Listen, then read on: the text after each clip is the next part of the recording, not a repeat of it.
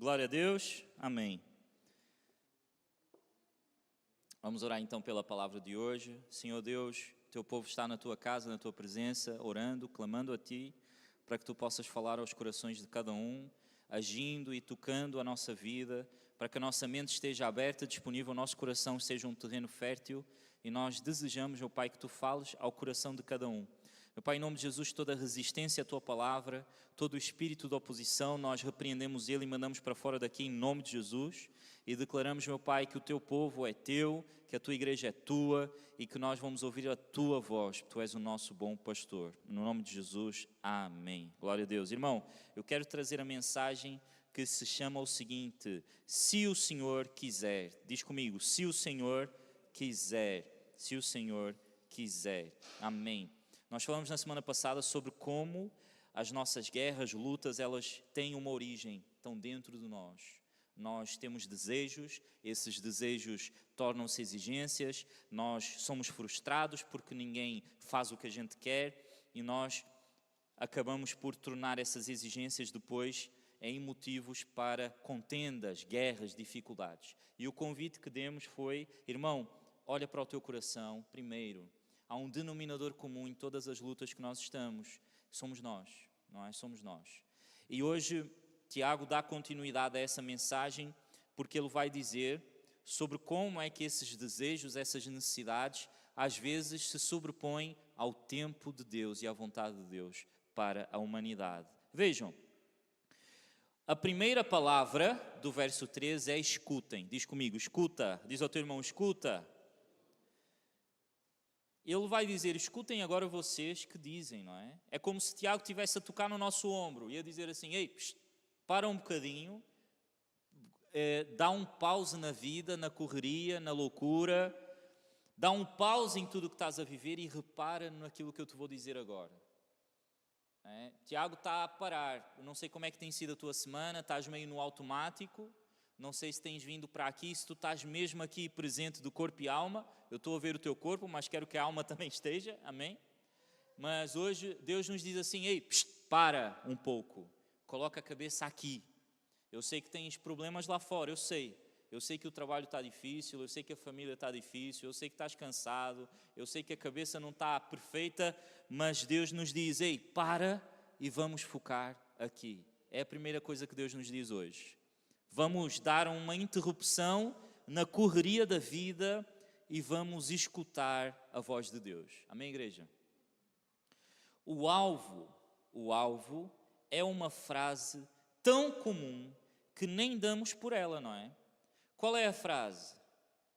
Hoje ou amanhã nós vamos para a cidade tal e lá vamos passar um ano e lá vamos fazer negócios e vamos ter lucros. É o que está no verso 13, não é?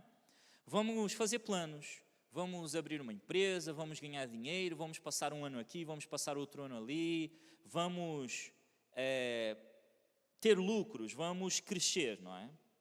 Mas vejam, planear, irmãos, viajar, comprar umas férias no próximo ano para ficar mais barato, para não comprar em cima da hora, fazer planos de ter um negócio, de sair de uma situação difícil e de melhorar, fazer planos de melhorar o corpo, melhorar o físico, são coisas boas.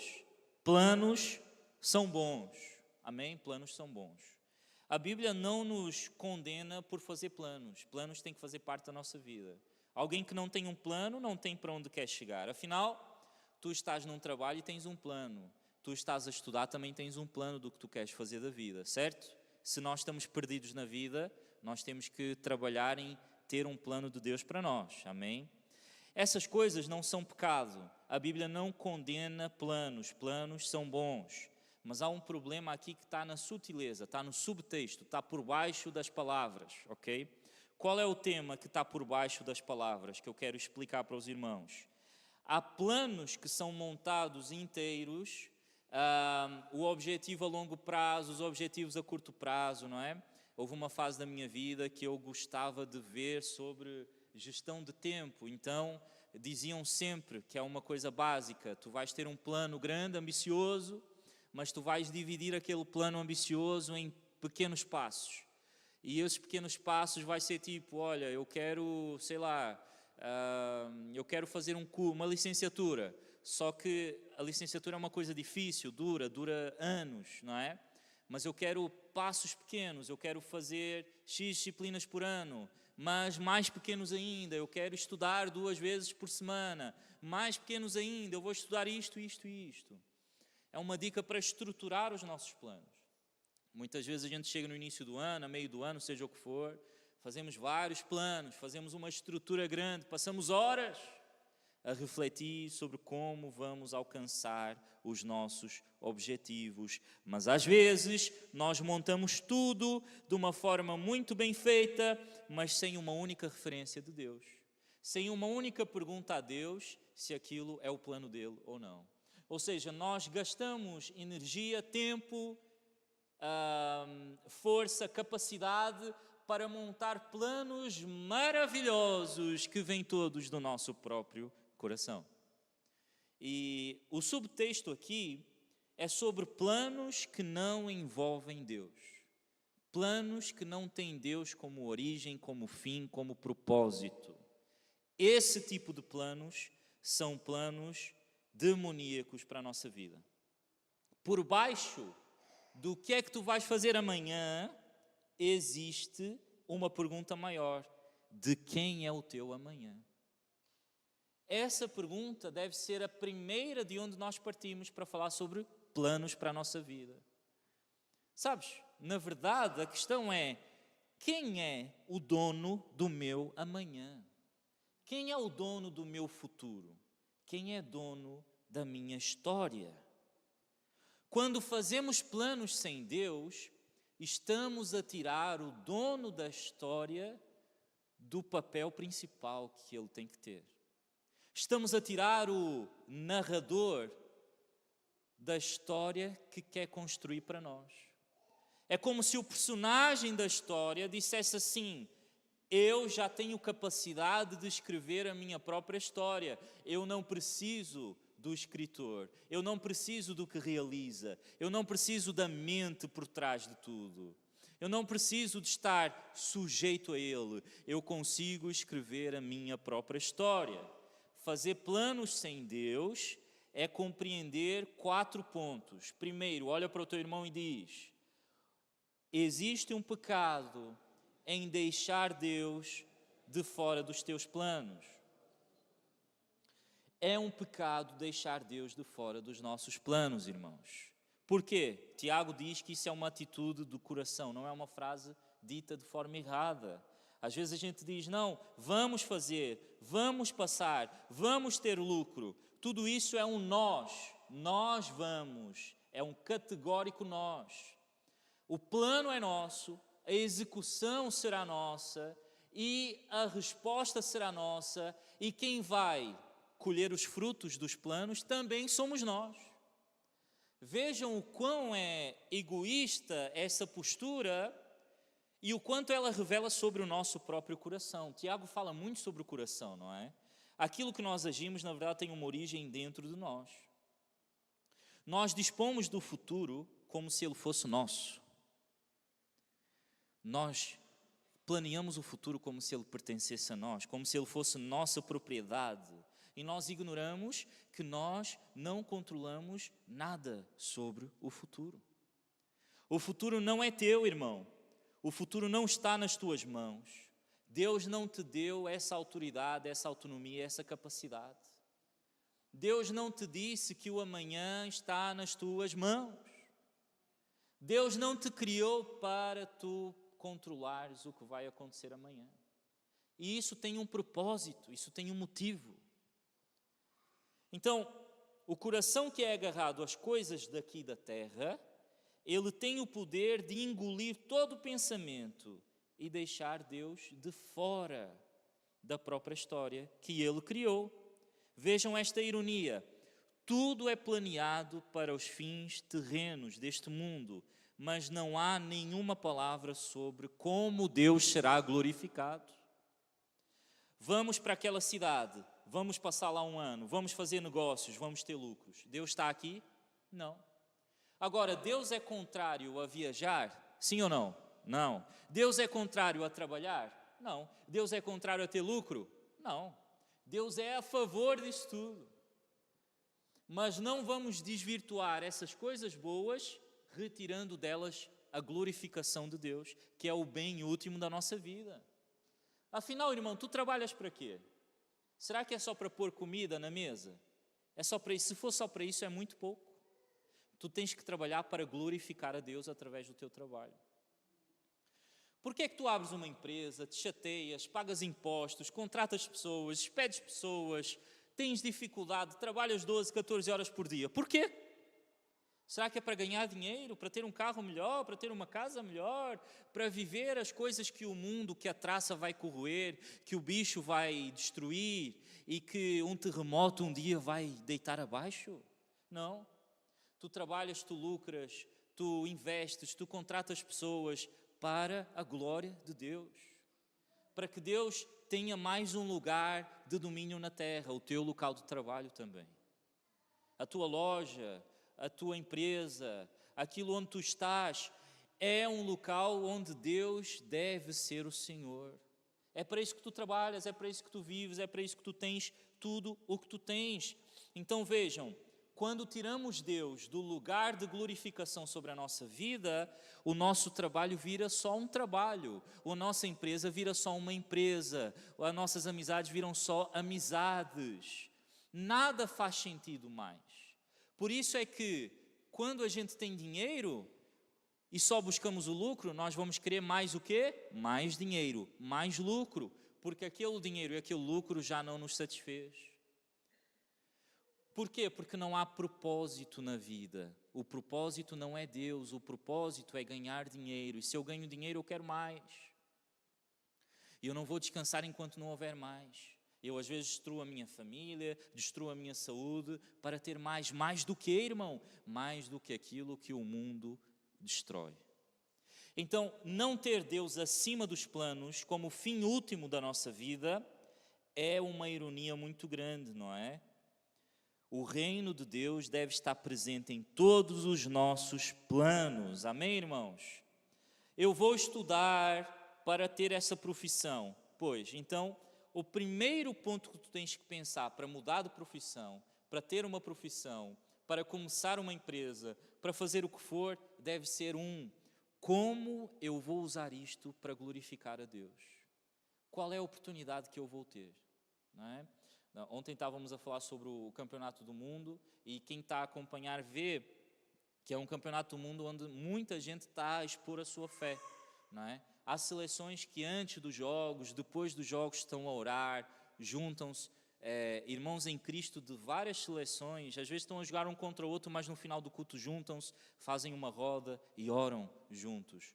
Por quê? Porque eles entenderam uma coisa importante: o futebol é bom, é maravilhoso, é entretenimento, a gente fica acordado para ver, é muito fixe, é muito bom, é de Deus, amém? Mas o jogador que entende uma coisa maior do que o futebol. O futebol é uma vitrine para eu falar de Deus, para eu glorificar a Deus, para eu expor a minha fé para o mundo. Todos os olhos estão em cima daquele profissional. E quem entende isso, usa a sua profissão, usa o seu negócio, usa a sua oportunidade para a glória de Deus e para o reino de Deus. Isso é maravilhoso. É para isso que todos nós fomos chamados. Amém, igreja? Eu tenho um trabalho que não é muito de evidência. Eu trabalho e não contato com quase ninguém. Estou no trabalho. Então tens de começar a orar e pedir a Deus: Deus, mostra-me formas de te glorificar através do que eu faço. Tem que haver alguma maneira, Senhor. Coloca-me em lugares onde eu posso influenciar, onde eu posso trazer a Tua voz, onde eu posso ter testemunho da Tua palavra. E se for neste lugar, traz pessoas para verem na minha vida. Ajuda-me a trazer mais glória a Ti através do meu dia a dia. O domingo, 1h30 no domingo, e 1h30 na quarta, e 1h depois no sábado, não é suficiente para darmos glória a Deus na nossa vida, amém, igreja? A glória a Deus está em todos os dias entregando a nossa vida a Ele. Então o primeiro ponto é esse: há um pecado em deixar Deus de fora dos nossos planos. O pecado não é fazer planos, mas é fazê-los como se nós fôssemos donos do amanhã. E o amanhã tem apenas um dono que não divide a sua glória com ninguém. Esse dono é o nosso Deus maravilhoso. Segundo ponto, diz ao teu irmão: a tua vida é frágil. Diz ao irmão que está do outro lado: a tua vida é frágil. Verso 14 diz: vocês não sabem o que acontecerá amanhã. O que é a vida de vocês? Vocês não passam de neblina, que aparece por um instante e logo se dissipa. Vejam o quão frágil é a nossa vida. Tiago pergunta e responde. Olha a coisa fixe. Ele pergunta: o que é a vida? E ele depois responde: a vida é uma neblina que hoje está aqui e amanhã já não existe mais. Não é? Há uma música do PG muito antiga, os irmãos são crentes há mais tempo, ele vai dizer: quem sou eu para que o Deus de toda a terra se preocupe com o meu nome, se preocupe com a minha dor? Quem sou eu para que a estrela da manhã ilumine o caminho desse pobre coração, não apenas por quem sou, mas por tudo o que tu és? E depois no refrão ele vai dizer: eu sou como um vento passageiro que aparece e vai embora, como onda no oceano, assim como um vapor. Mas ainda tu escutas quando eu clamo, me sustentas quando eu chamo, me dizendo quem eu sou. E ele finaliza dizendo: eu sou teu. Essa é a mensagem que Tiago quer nos deixar claro. É o seguinte: nós temos uma vida curta, pequena, que vai acabar um dia. Essa vida, ela hoje está aqui e ela amanhã já não está mais.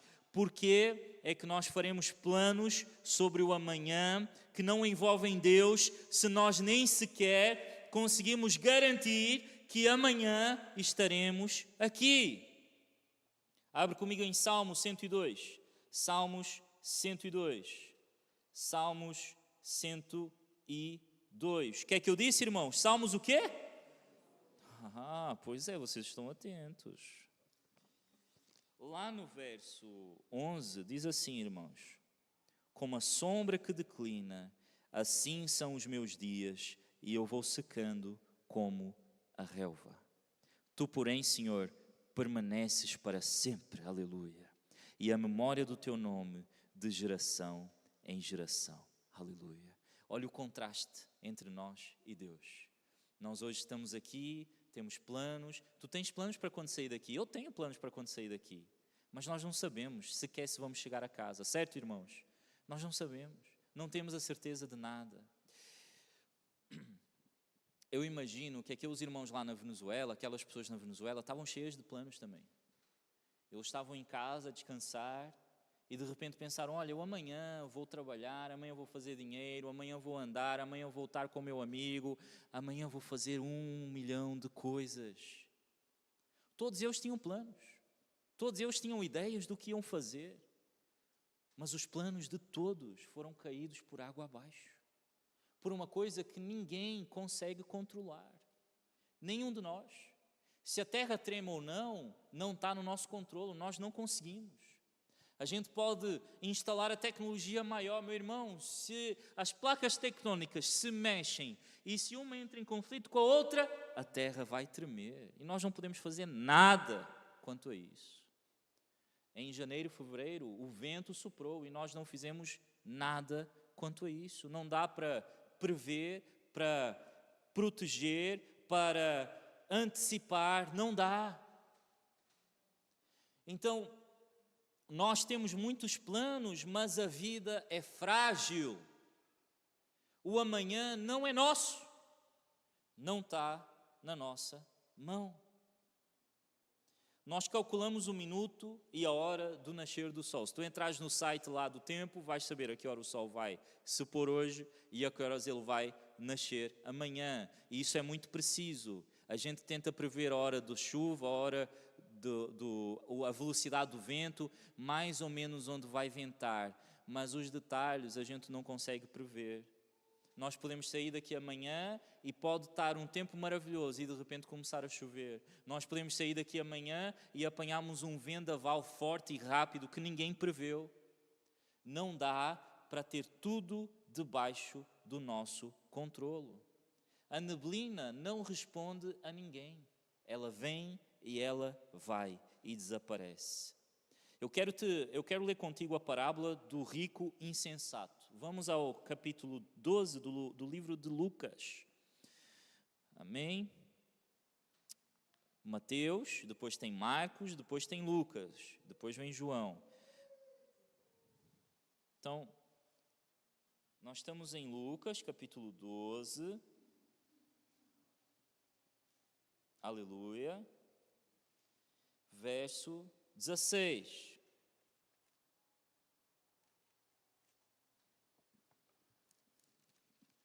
Jesus ensinava muitas coisas através de parábolas.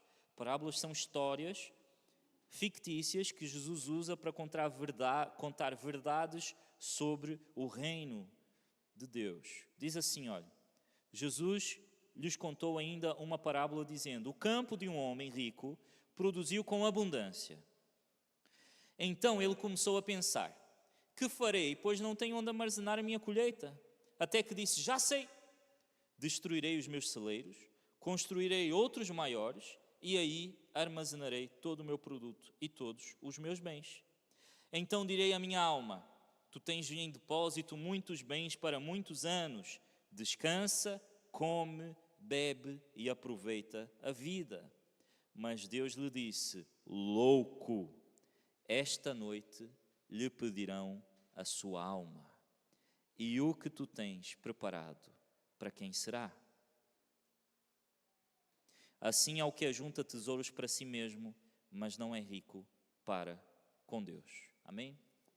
Vejam, planos de enriquecer, planos de ter muitas coisas, planos de hoje eu quero celeiros maiores, celeiros que vão me permitir estar tranquilo na vida, não vou mais trabalhar, não vou mais fazer nada. Mas o propósito de Deus não é que tu fiques plantado à sombra da bananeira sem fazer nada. Se tu tens riqueza, meu irmão, glória a Deus, mas a tua riqueza tem que ter um propósito. E o propósito da tua riqueza não é te fazer viver o resto da tua vida debaixo de uma bananeira. Não é. A tua riqueza tem um propósito para o reino de Deus. A tua pobreza também tem um propósito para o reino de Deus.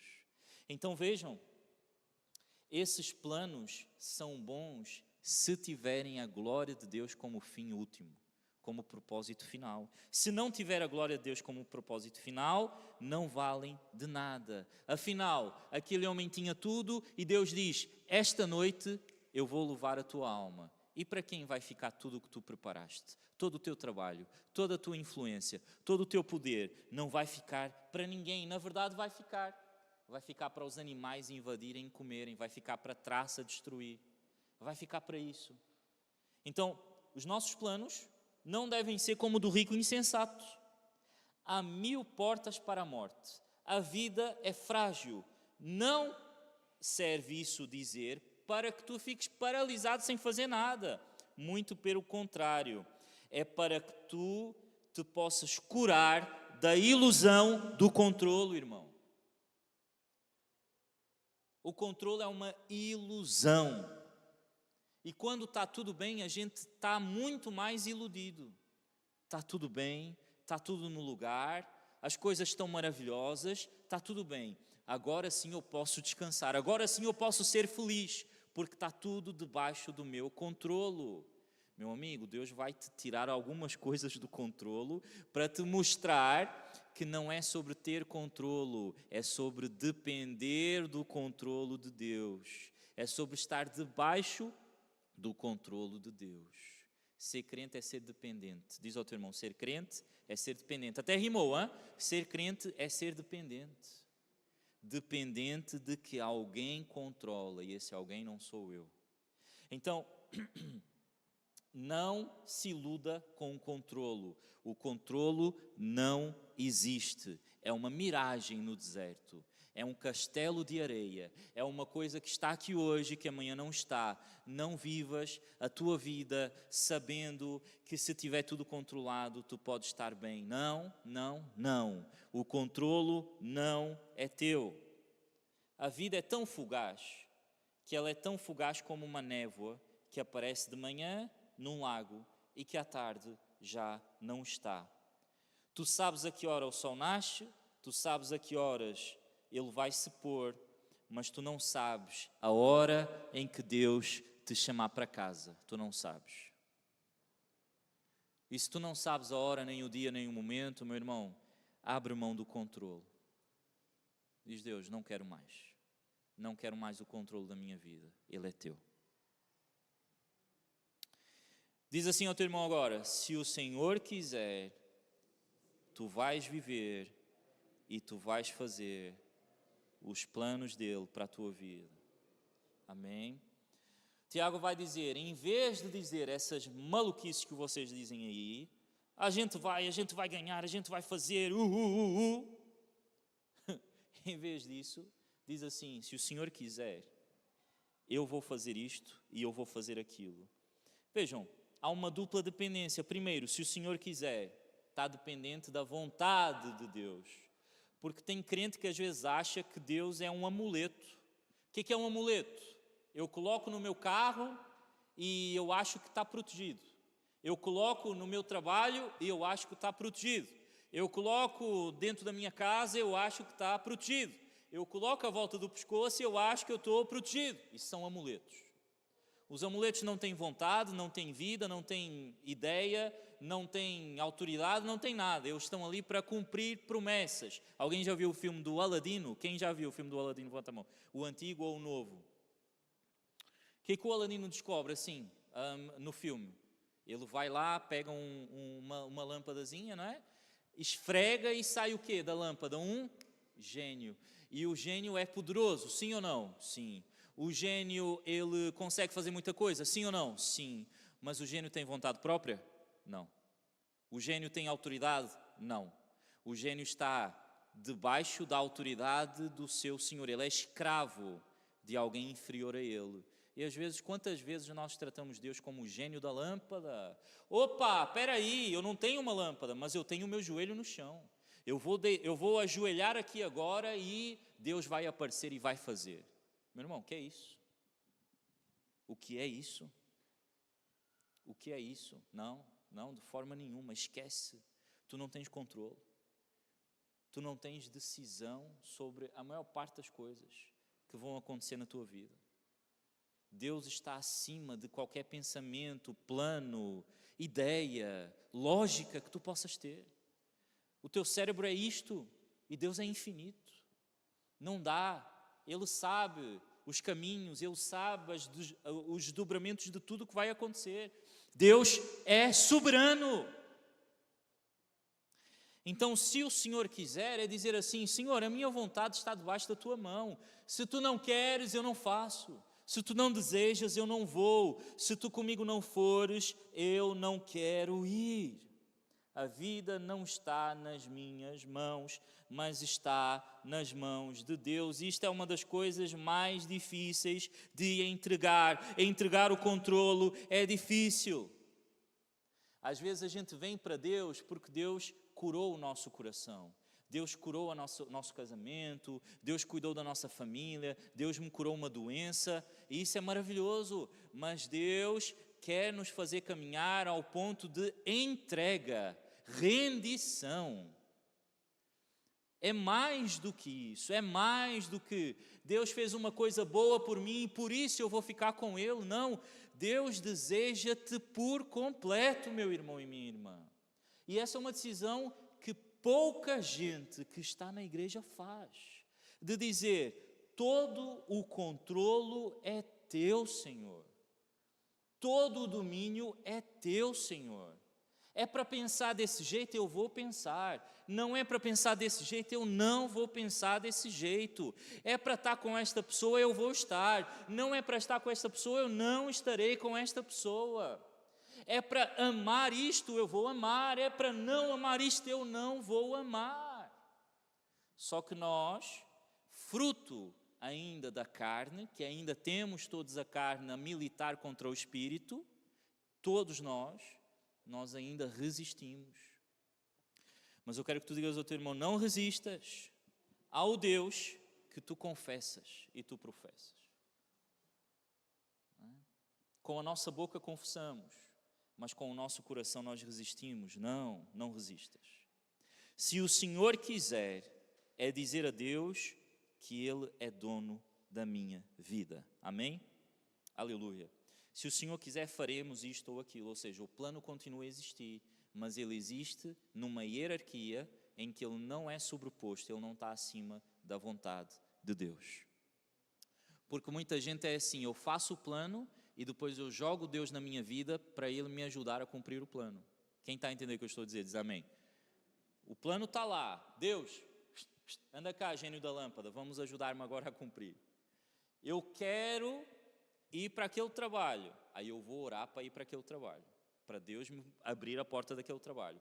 Eu quero namorar e casar com aquela pessoa, então eu vou meter Deus ao barulho e vou dizer, vamos fazer.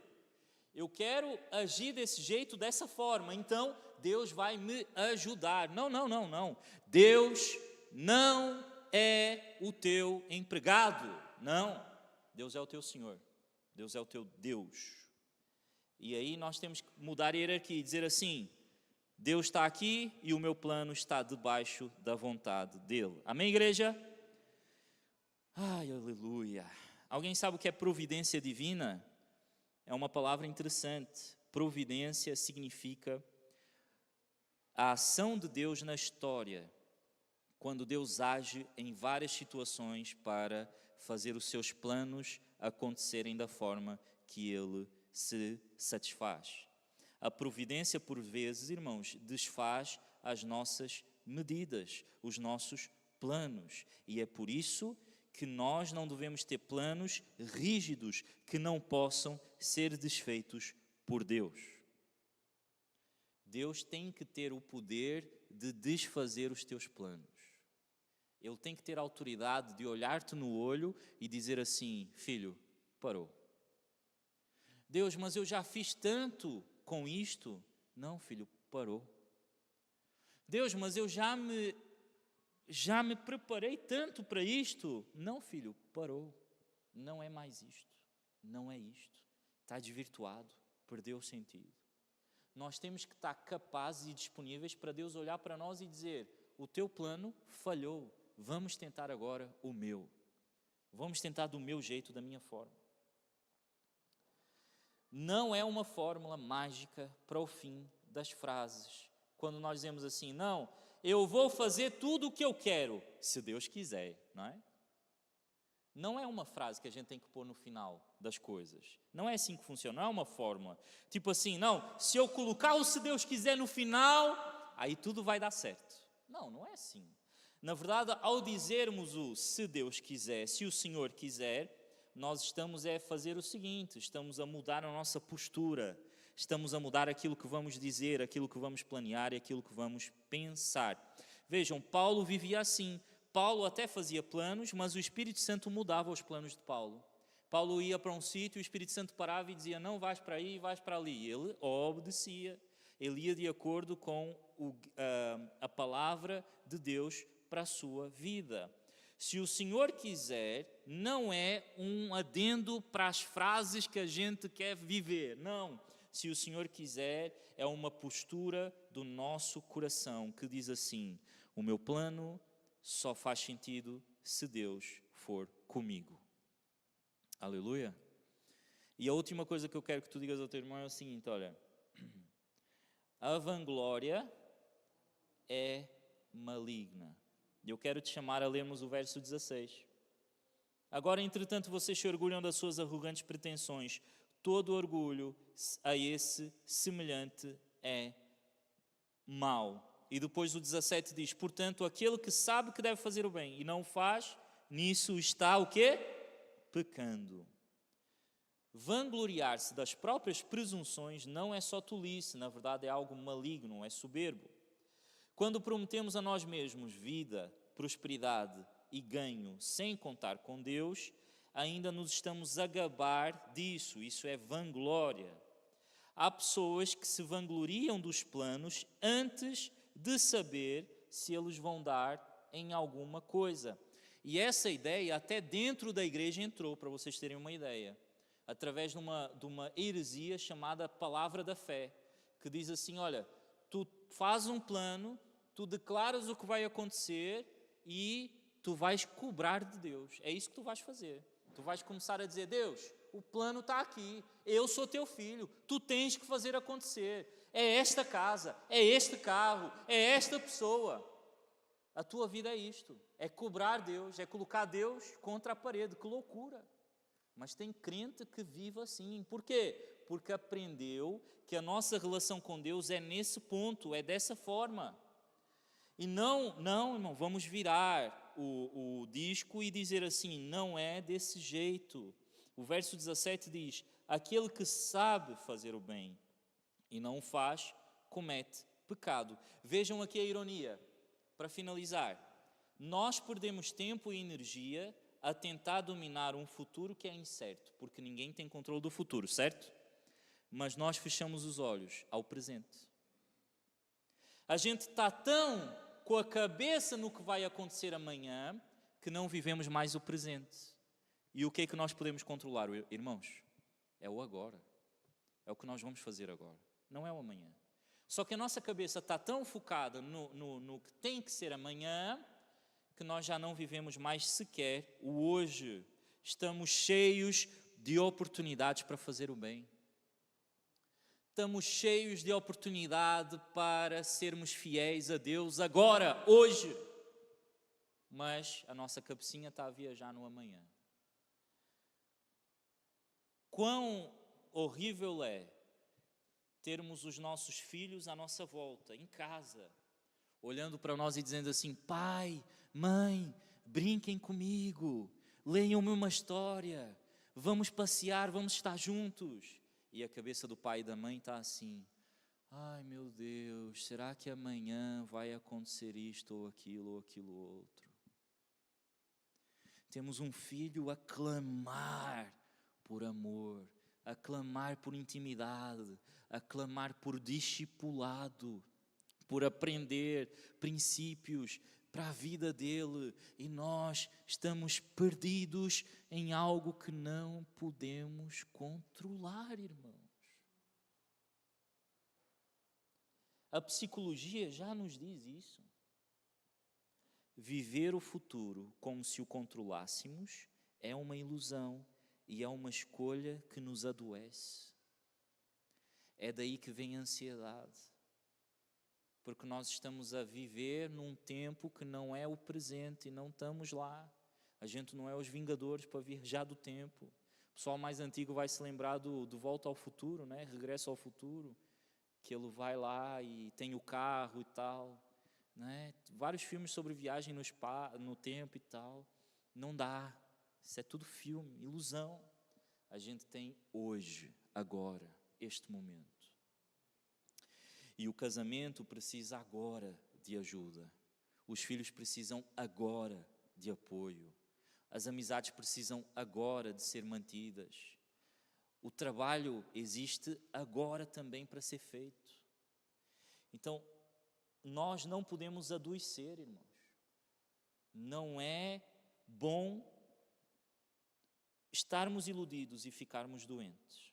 Há um remédio. Qual é o remédio? Larga a mão do amanhã, que não dominas, e faz o bem hoje. Por isso é que Tiago diz no verso 17: quem sabe que deve fazer o bem e não faz, nisso está pecando. O que é que Tiago está a dizer no fundo?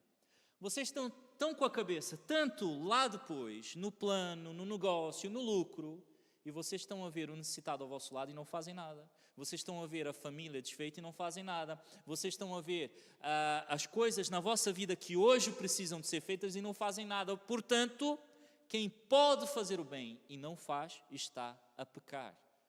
Porque o bem é feito hoje e não amanhã. Espero ter sido importante para vocês e vocês terem refletido sobre este tema. Amém? Não sejas omisso através do teu pecado. Então, eu vou resumir. Planear é bom. Diz comigo, ter planos é bom. Mas os teus planos, irmãos, estão debaixo da soberania de Deus e da vontade de Deus, e são para a glória de Deus. Há um princípio que está em Lucas 12:48. A quem muito foi dado, muito será exigido. muito será exigido. Se Deus te dá muito, Ele vai te exigir muito também. Se Deus te dá bênçãos financeiras, Ele vai te exigir muita generosidade de acordo com as bênçãos que Ele te dá. Se Ele te dá tempo, Ele vai te exigir dedicação ao seu reino, à sua obra. Se Ele te dá uma família boa, estruturada, uma esposa boa, um filho bom, calmos, tranquilos, Ele vai te exigir que tu uses da melhor forma aquilo que Ele te deu. Se Ele te dá uma família numerosa, Ele vai te exigir. Se Ele te dá alguma responsabilidade no trabalho, como chefia, como ser um dono, um patrão, Ele vai te exigir mais por causa daquilo que Ele te tem dado. E Ele vai exigir da sua igreja também. Quanto mais a sua igreja é influente, quanto mais a sua igreja alcança, quanto mais a sua igreja transforma, mais dela será exigido. Então não é hora para deitar no sofá e pensar no amanhã. É hora de levantar, pegar no trabalho que temos a fazer agora, hoje, neste momento, e colocar a mão no arado e trabalhar, porque há colheita a ser feita. Aleluia. Fecha os teus olhos. Deus, quero te agradecer